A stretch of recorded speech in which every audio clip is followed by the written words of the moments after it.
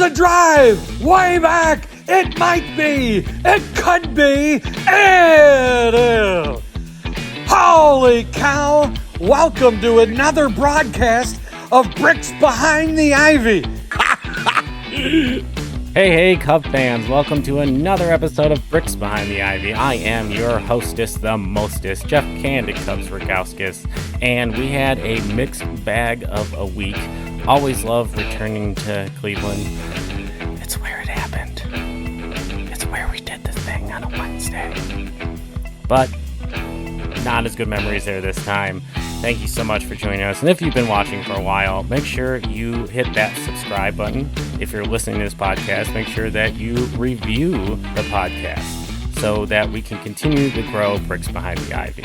So, as always, our first segment today is the Box Score Blitz, where we go over the last week of Cub games since our last episode and try to figure out who's hot, who's not, and the direction the team is going. So, without further ado, let's start the Box Score Blitz. And I promise, if you watched last week, I will not pretend to sing Take Me Out to the Ball Game today.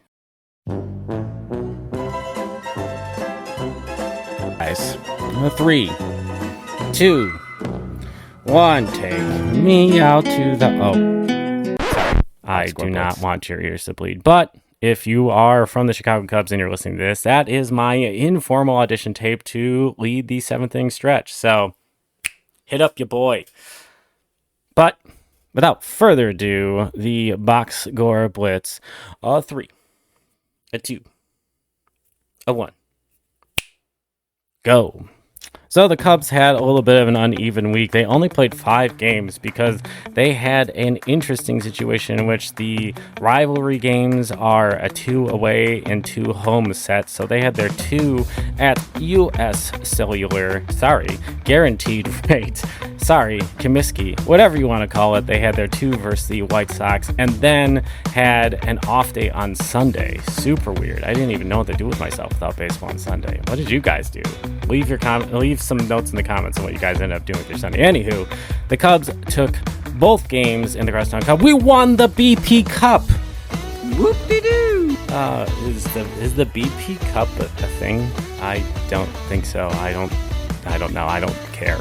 I don't know if anyone cares. But yeah, Cubs take both games from the White Sox. That first game got a little bit scary as they went up big early and ended up winning by 1 run. And the second game, the Cubs also won. So off to Cleveland, to visit the place where it happened. What was that thing that happened? Done before. Here's the 0-1. This is going to be a tough play. Bryant, the Cubs winning the World Series. Bryant makes the play. It's over, and the Cubs have finally won it all. Anywho, the Cubs lose all 3 of these games. The first game, they got ahead, and there was a very controversial call on Shohei Managa that ended up turning into a bunch of runs, and the Cubs came all the way back just to lose 8-7. They saw a lot of Emmanuel Clase, who was rumored as a Cubs target this offseason and is a pretty dominant closer. He throws really hard, has a really good cutter. Cubs could not figure him out, lose these games. They scored 10 runs in this series and only 1 in the last 2 games. 1 run's not going to cut it. They lose all 3, and yeah, it was kind of a weird situation. They didn't really walk, they didn't strike out, but they were 2 for 18 with runners in scoring position, which in a 3-game set, that's not a lot of opportunities. So they really weren't generating a lot of opportunities to score runs. But they weren't striking a lot, and they weren't walking, so there just wasn't a lot of traffic. So it's hard to score runs when you do that. It puts a lot of pressure on the pitchers. So who was hot this week? Well, our player of the week is Ian Happ Daddy Happ. He had 2 home runs, 3 RBIs, and 196 weighted runs created. Plus, his strikeout rate is a little high, almost at 40%, but we'll take that production. And a happy belated birthday to Mr. Ian Happ. And the pitcher of the week, look no further than the man of steel, Justin Steele. He had 6 innings pitched. K's versus the White Sox. He's looking like that number 1 the Cubs have always wanted. Love that he's from the left side. It was National Lefty Day this week. Had a moment to think about one of my favorite lefties, John Lester. Still the man. And that is the box score blitz.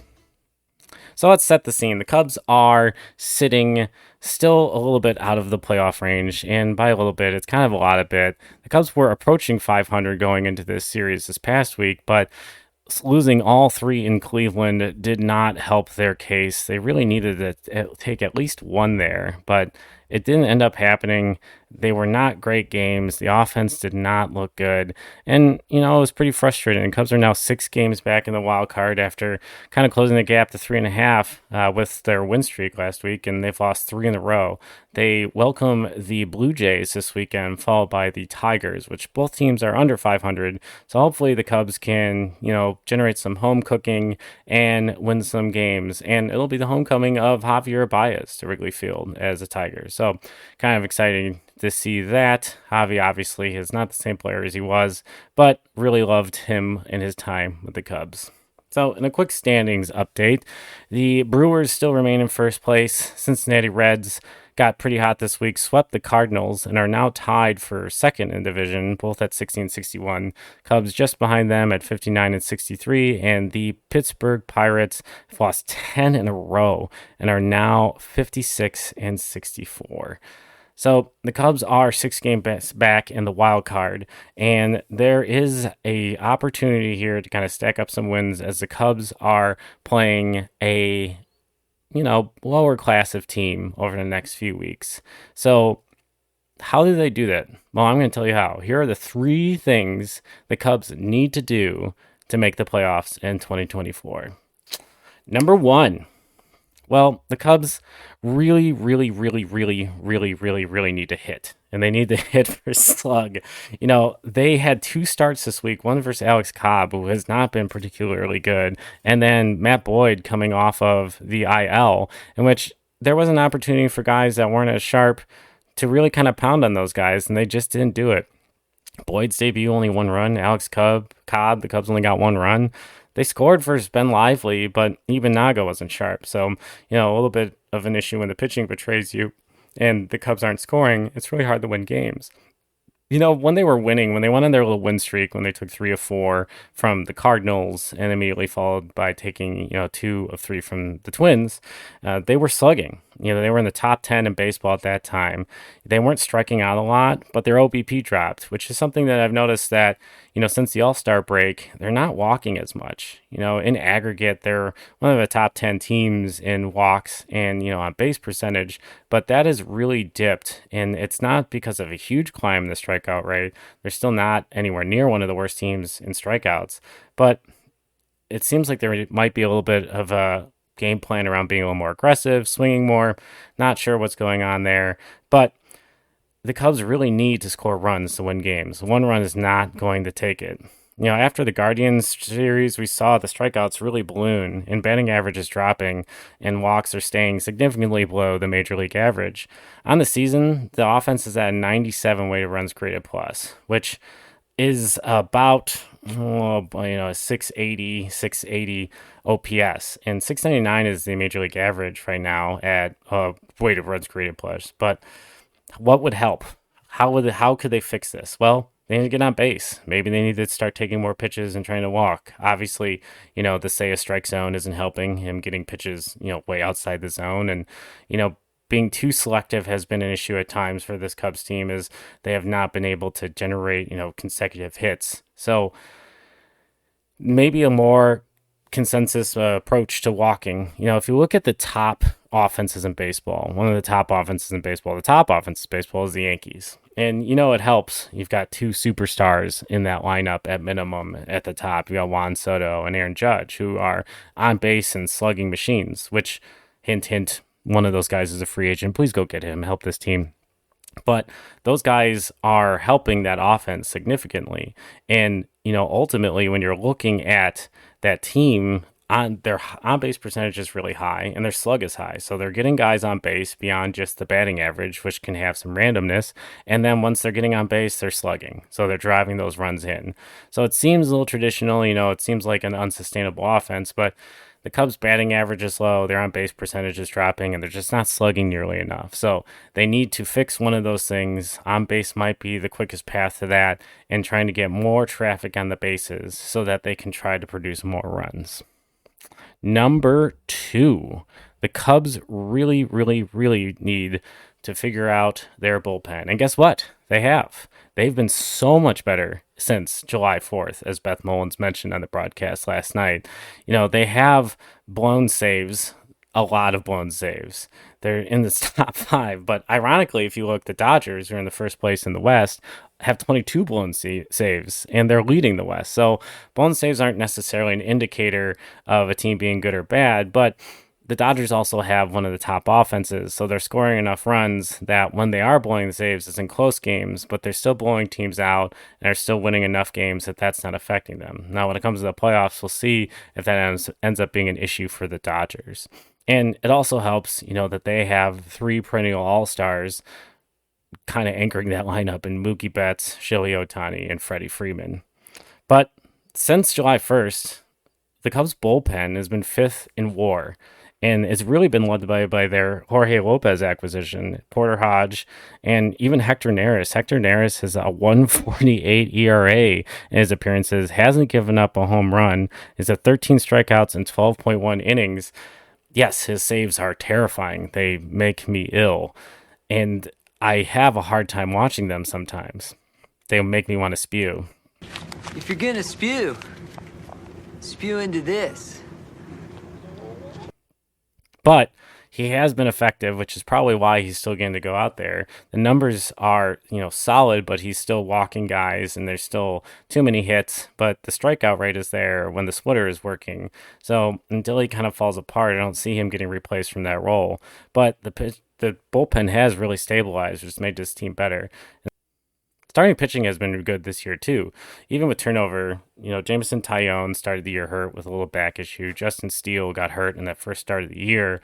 The Cubs have been able to kind of weather the storm with guys like Brown and Assad and Jordan Wicks. Now, with Brown and Wicks still hurt, Wicks starting to pitch. He pitched for Iowa the other night. There have been tested on the depth, and luckily Kyle Hendricks has kind of turned his season around, has been an effective part of the rotation, because early in the year he was not that great. And Imanaga has been worth every penny. So the Cubs rotation, as long as it continues to be what it is and continues to produce, maybe Javier Assad can stop giving me heart attacks and putting a bunch of guys on just to strand them there, as it is his specialty.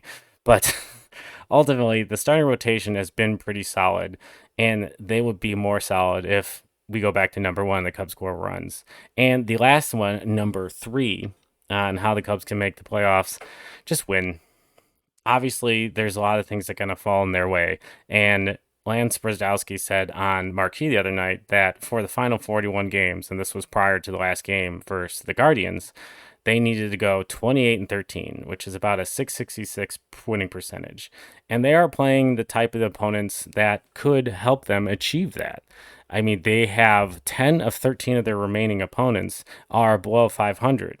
And they have the Yankees and the Dodgers and the Phillies mixed in there, who are pretty much cemented as being playoff teams. So there's an opportunity to play the Blue Jays, the Tigers, the Marlins, the Pirates, the Nationals, the Pirates again, the Rockies, the A's, the Nationals, Phillies, and the Reds.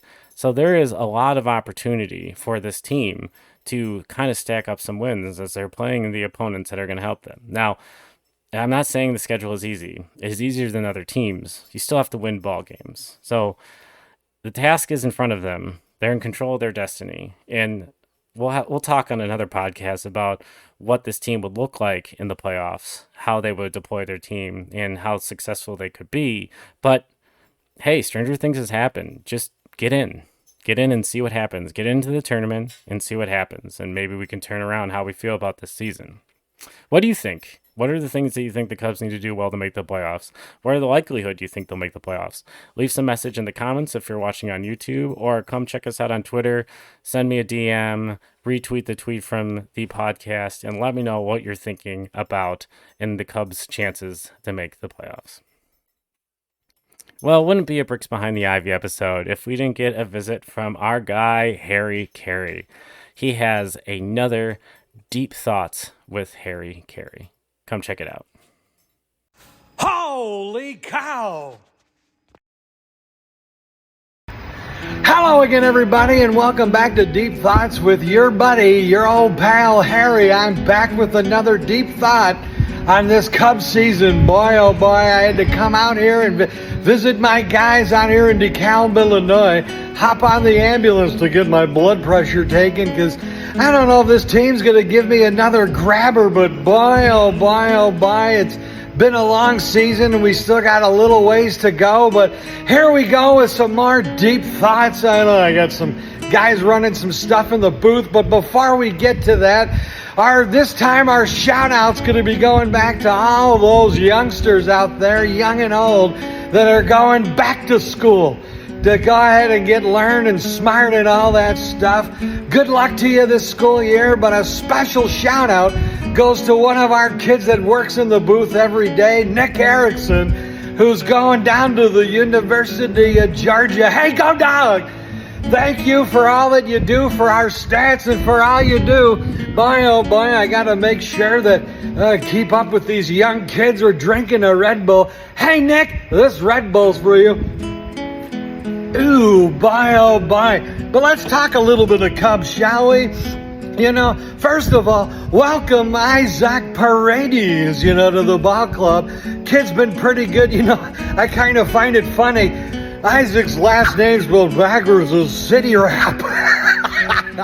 Time to get jiggy with it. Anyway, the guy's made a great impact on the ball club so far this year, it's a good spark that we might need, it's something that we need to kind of get going a little bit. There has been some bright spots, boy, the hair's blowing in the breeze, whatever, but there's been some bright spots in the ball club. Happy's starting to throw, maybe the coffee's starting to kick in a little bit, belly's starting to hit just a skosh, but I tell you, that rotation, the top three with old Shoda Konnichiwa and old Justin Steele and Tyon, those three have been the anchors of this ball club this year so far, holding us. We got to find some offense. I mean, sometimes I wonder if these guys could hit water if they fell out of a friggin' boat, but we got to be positive every single day. We know we still got some guys dinged up on the old DL. Now we got Wisniewski on the DL, and we got the new guy, Thomas Nido, is on the DL right now, but got to get healthy. Hopefully we got Colton Brewer. Boy, oh boy, that guy's going to be throwing a rehab stint. Let's get that guy fixed, bring him up. Let's start chucking some baseballs out there at the old ball yard. Let's see what happens there, but we've lost over 20-some games. I believe it's 29. I don't know. Nick's gone, so I'm on my own running stats, but 29-some one-run games that we've lost. Can't have it. Can't do it, but we've got to get back into all of these things. We just got done with a rough 3-game set against the Guardians. Oh, boy, that was brutal. That'll make me take another sip of the Red Bull. I got to get going. But, hey, Cubbies are back home. We got the old Blue Jays and the Detroit Tigers coming back, Hopefully we can get some wins thrown together. We may have Owen Casey coming up in September. Might move Saya to permanent DH. Who the heck knows? You got to stay positive, Cub fans. So hey, for all of us back home at the Wrigley Fire and Bar and Grill, hopefully my blood pressure is going to be a little better. This is Harry. So long, everybody. Man, we are so lucky to have Pat Erickson and him being able to bring Harry Caray for us. Just another great segment. Hey, if you see his account, if you see Wrigley Fire Bar and Grill, go give them a like. Check them out. Check him out on Instagram at Cubs23. He's a great follow. He's a great guy. Love what he brings to the podcast. So I wanted to talk about the playoff chances and thoughts on the Cubs teams with another Cub person that I know, Jacob Zanolla. He is the writer and founder of the website The Ivy League, which talks about the Cubs, and he has the Stuck in the Ivy podcast as well, along with being a co-worker over at Northside Baseball. So Jacob has some thoughts on how the team might make the playoffs, and we get a little bit about his Cubs story. Check this out. All right, Cub fans, continuing with our theme about the Cubs very desperate push for a potential playoff spot. I'm joined today by Jacob Zanolla of the Ivy League Cubs blog. Jacob, thank you so much for joining us today. Of course, it's wonderful to be here. I like your Ivy background, and you got all the Cubs merch that the world can offer. Yeah, and somehow it's still not enough, unless you're my wife who thinks it's enough. It happens. Yeah. Exactly. Yeah, this is for those who've been watching for a while and those who have watched on YouTube. This is not some artistic background. This is the inside of my house. This is the Candid Cub Cave, which is a perfect podcast studio for a Cubs podcast. But yeah, Jacob, you're joining me today. We're going to kind of talk about our thoughts on the Cubs' push for a playoff spot, what we think the likelihood of those things is going to happen. And a tradition for Brooks Behind the Ivy guests is we kind of ask, what's your Cubs story? So how did you get into the Cubs? How did you start following the Cubs? And tell us a little bit about how you started Ivy League. So my dad grew up on the south side in Burbank, Illinois. And so he grew up there actually as a Cubs fan. I don't remember exactly why they didn't choose the White Sox. I'm very glad they didn't. But so yeah, then he was a Cubs fan, and then we moved down south to Midwestern Illinois, and that's where I live now. I was actually a Dodgers fan for the first year or two of following baseball, just because getting into baseball, I loved Clayton Kershaw, him, and then Matt Kemp. Matt Kemp was another one that I really liked. And then once I started to actually understand the sport, probably around 2013 or so I would have been 8 years old.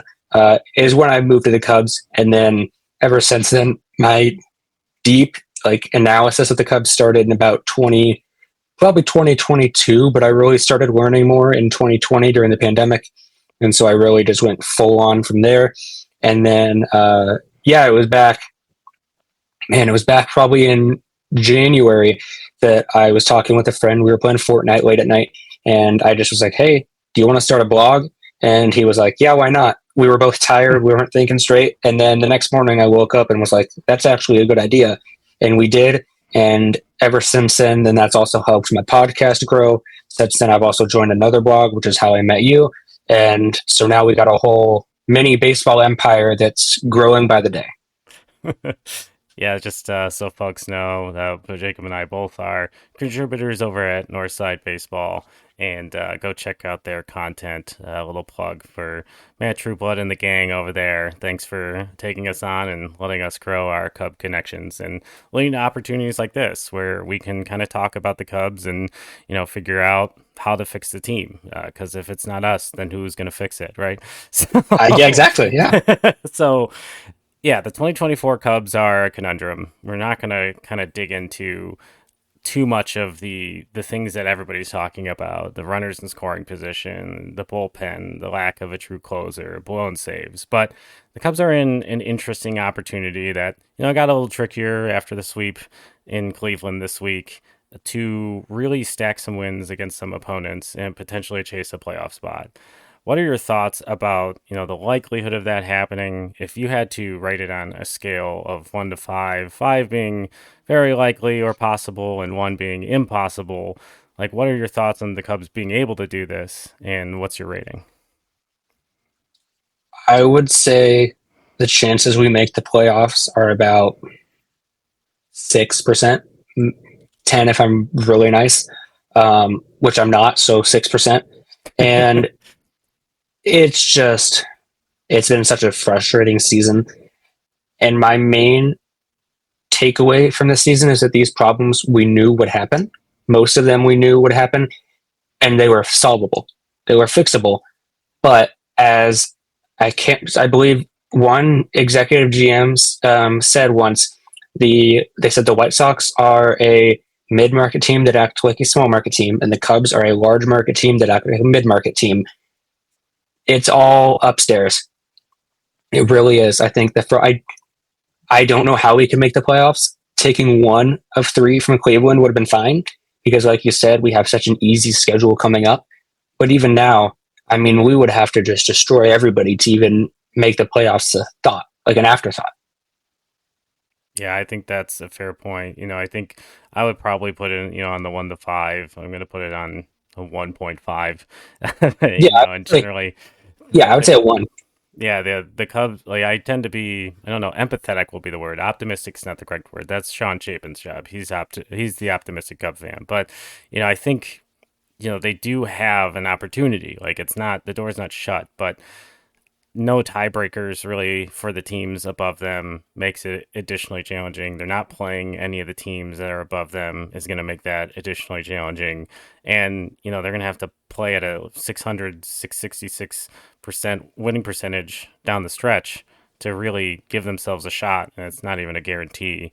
So Right. it's looking like another season in which the Cubs are not a playoff team. And, I think we're up to 7 years without a win in the playoffs for the Cubs. And it is interesting, as a fan of a different generation than you, to think, like to balance the idea of the success of 2016 and the multiple playoff appearances in the period after that, and this, challenging, we'll call it a challenging moment of trying to, as Jed calls, thread the needle. What is your perspective as, a newer Cub fan to this space? What is your perspective of how the team is achieving their goals, not achieving their goals? Do you think that the fan base is getting, itchy? Do you think 2016 is enough for some fans? What are your thoughts there? I think they're restless. I think the fans are restless. And I think they had, everyone said, just give me one World Series. And after you won in 2016, they're like, okay, how about one more? And the Cubs have not, it's not that, oh, I'm sorry we haven't won the World Series. We've at least been making the playoffs consistently. They don't even know how to make the playoffs anymore. And it's just, they're settling for mediocrity every year. And there is no push to make this team any better, because as long as Ricketts makes the money, it doesn't really matter to him if we win or not. Last year in Milwaukee, the last series of the year, Ron Coomer said, that's the most frustrated I've ever seen Tom Ricketts. Okay, cool. What are you going to do about it? I mean, we got Michael Busch. We got Imanaga. That's it. I don't know how much we're really going to be able to do with a weak free agent class this offseason, because we know we're not signing Juan Soto. I mean, should we? Yes. Will we? No. We'll get Anthony Santander and be okay with it. And that's a good player. But that's the problem, that a team of this caliber should be paying Juan Soto and be able to convince him, hey, look at how we've been in the playoffs the last few years. Oh, wait, we haven't. There's not that pull to Chicago, and so we're just in a rut. And then you have our farm system. Yeah, we have great prospects, but after AAA, we got no one. And so it's going to be, this offseason will be extremely important to turn around this fan base and turn around this whole franchise. Because after 2016, which obviously was our first World Series in any of our lifetime, I was only 10, so I was very lucky to see one early in my life. And then ever since then, it's just been, I mean, that was supposed to be a dynasty. That was supposed to be, sure, they're going to win two, but the conversation was 3 or 4. Like, this was an incredible team, like just firing on all cylinders. I get you're not going to have every player exceeding their value in 1 year often. That happened in 2016. And ever since then, it hasn't happened. And the front office and management hasn't made the moves necessary to put a Band-Aid over those holes, to fix it, to try and at least get us to the playoffs where anything can happen. Yeah, I think I would argue, Jed did do a solid job of making decisions of, kind of cutting loose of the nostalgic factor of the core. Yes, he did.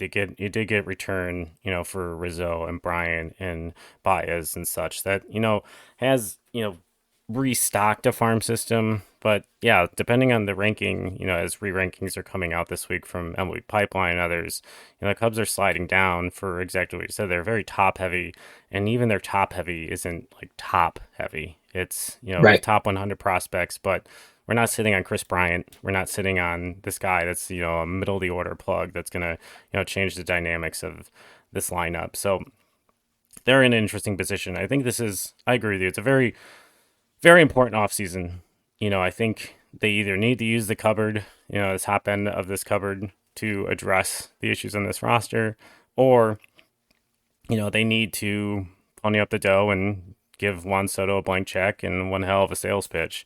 And, I think the middle ground of that is what has been happening. This thread the needle. It's the buzzword. It's the hashtag Jed Hoyer, hashtag thread the needle. It's the trending phrase that he uses, but threading the needle is extremely difficult. It's, I think you look at kind of the Texas Rangers as an interesting case study. Like, they didn't really thread the needle. They were building their farm system and then throwing ludicrous money at players. And, they're not doing well this year. They're no sugarcoating it, but, they had all the front end pitching they acquired get hurt.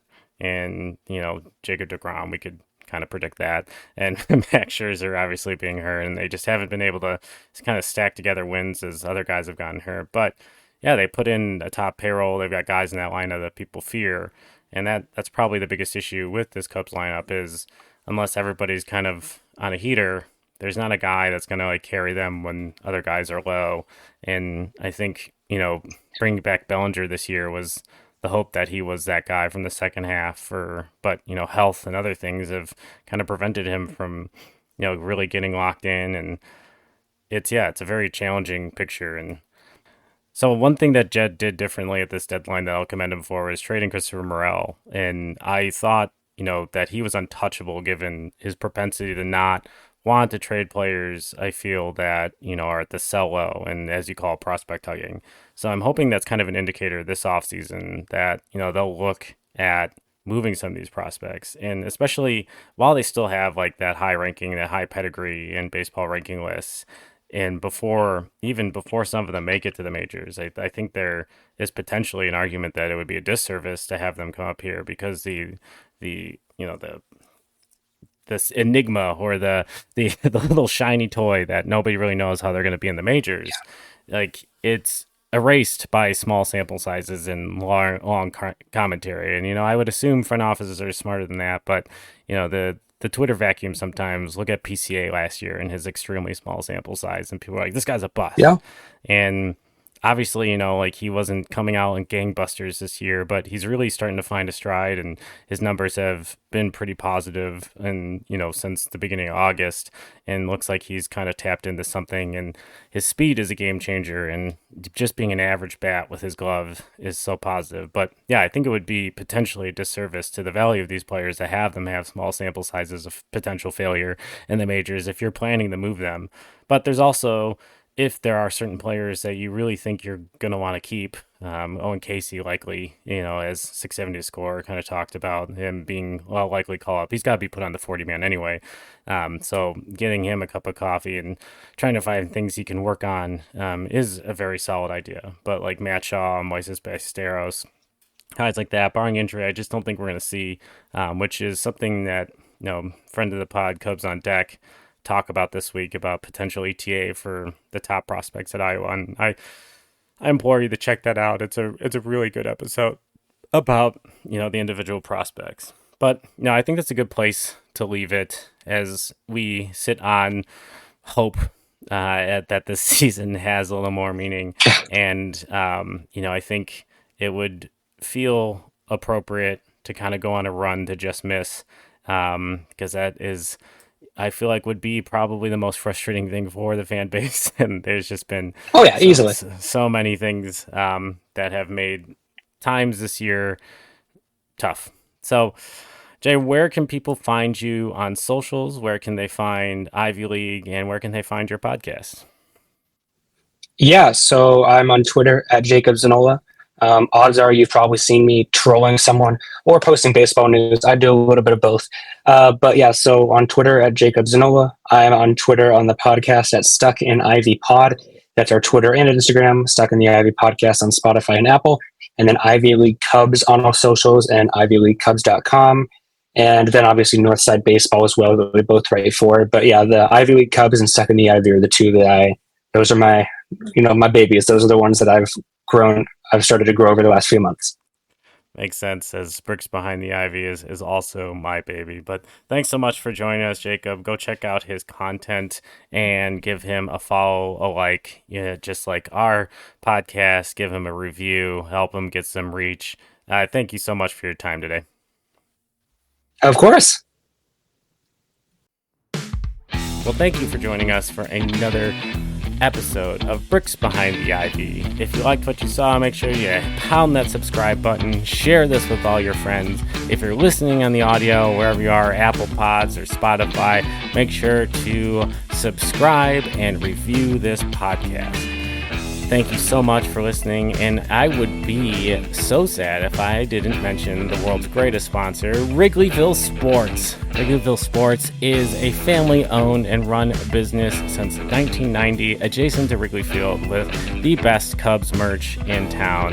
Go check them out before a game, after a game. They're known for their quick custom jerseys. Go in there, get a custom jersey ordered, and then have it ready for the game. You can pick it up, you can go on their website, but hey, if you like saving on things and you like Cub stuff, or you like Chicago sports team stuff, because they have that too, check out our discount code. Use code IVY10 at checkout for 10% savings. Yes, that code is IVY10. So thanks so much for being a sponsor, Wrigleyville Sports. And thank you guys, Brickheads, for continuing to follow this podcast. If you like the podcast and you want to show your pride, check out our Etsy store. Yes, there's a link in the bio for Bricks Behind the Ivy swag. We've got tank tops, we've got coffee mugs, we've got it all. We've got t-shirts, polo shirts, zips. As it gets colder, we have blankets. Curl under a Brickhead blanket today and check it out. All those proceeds do go to the podcast and help us make more excellent content. Until next time, go Cubs. Let's rack some of those wins together. See you guys soon.